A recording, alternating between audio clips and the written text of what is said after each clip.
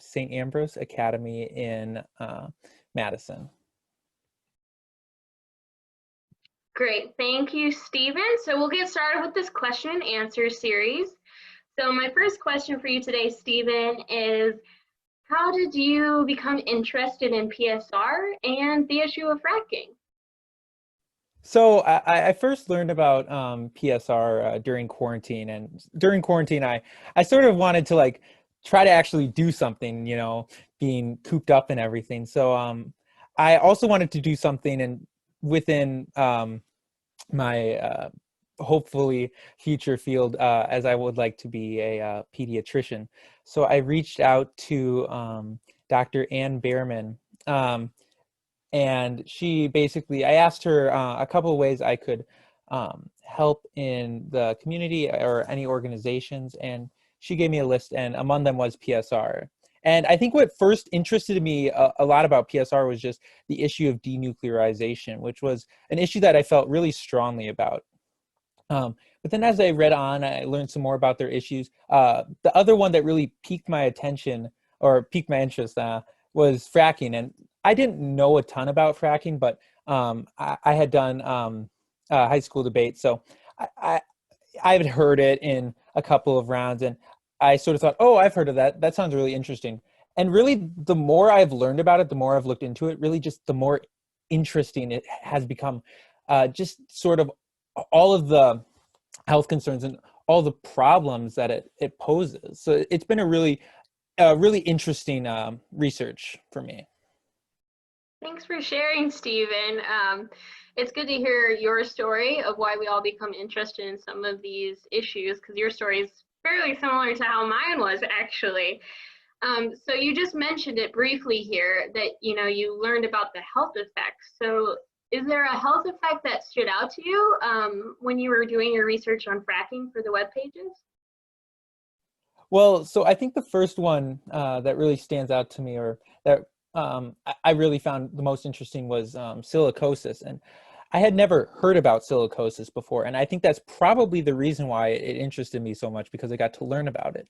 And what silicosis is, and how fracking contributes to silicosis, is it creates a bunch of the particles, the super small particles, and they get into the workers' lungs, and even there's some evidence that suggests that they might get into the civilians' the civilians' lungs who live near the fracking sites, and it can cause some like rather serious health effects. I think the other one that was really interesting to me was just how silicosis is affecting the current generation, but there's also evidence that suggests that fracking can affect the future generations, and how chemicals used in frackings that can leach into the water supplies can cause numerous birth reproductive effects. And so the effects of fracking aren't just limited to this current generation. They're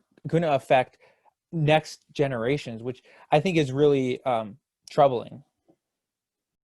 Yeah, thanks for sharing. So it's fracking. There's the actual process of extracting, the oil or whatever, fuel, gas it is, and then there's also the frac sand mining. So in Wisconsin, we have a lot of these mines that are providing the sand for the fracking process, and so that's where I've seen a lot of the silicosis too. So my next question for you is about that frac sand mining. Is, besides silicosis, is there another effect related to the frac sand mining that's happening in Wisconsin and Southwest Wisconsin? Yeah, well, I'm not going to lie. Before I started this research, I really had no idea about frac sand mining. I really didn't understand the deep sort of how fracking works. So I didn't know much about frac sand mining. But then actually, as I researched it, I realized that, frac sand mining actually has almost just as many health concerns as fracking does.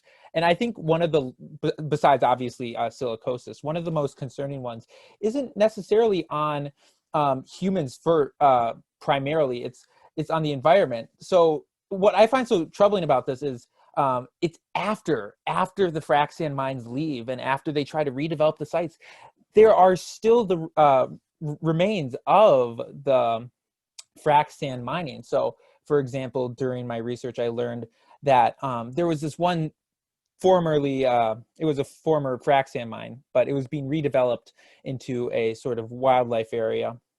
However, the DNR, when they tested it for arsenic, found that from 2013, which is, I believe, when the mine had arrived at that location, the arsenic levels, the residual arsenic, had increased by 3 times, and it also had been 7 times above the recommended amount of arsenic for such a wildlife redevelopment program. So I think that like um, the reproductive effects of fracking, kind of just shows how it's not only going to affect people as the operations are occurring, it's going to actually affect it's going to affect people and wildlife and the environment long after these operations leave the area, which I found to be interesting, but also pretty troubling.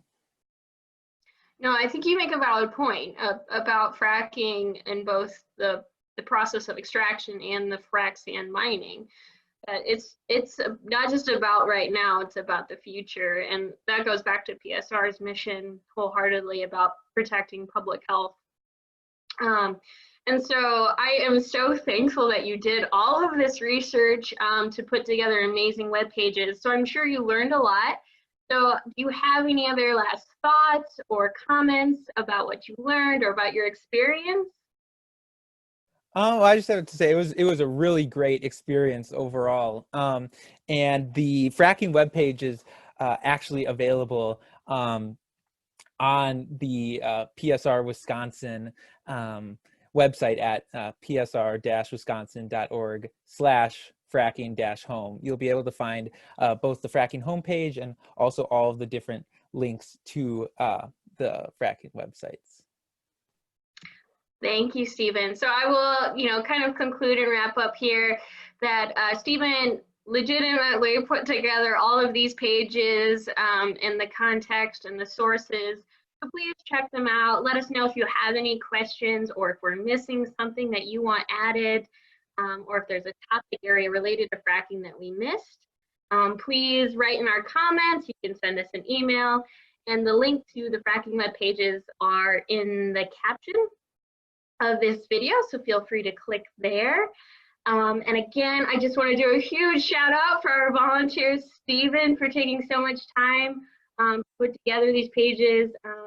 And we wish him the best through his rest of his school year. So thank you so much, Stephen. Thank you. Everyone, have a good night.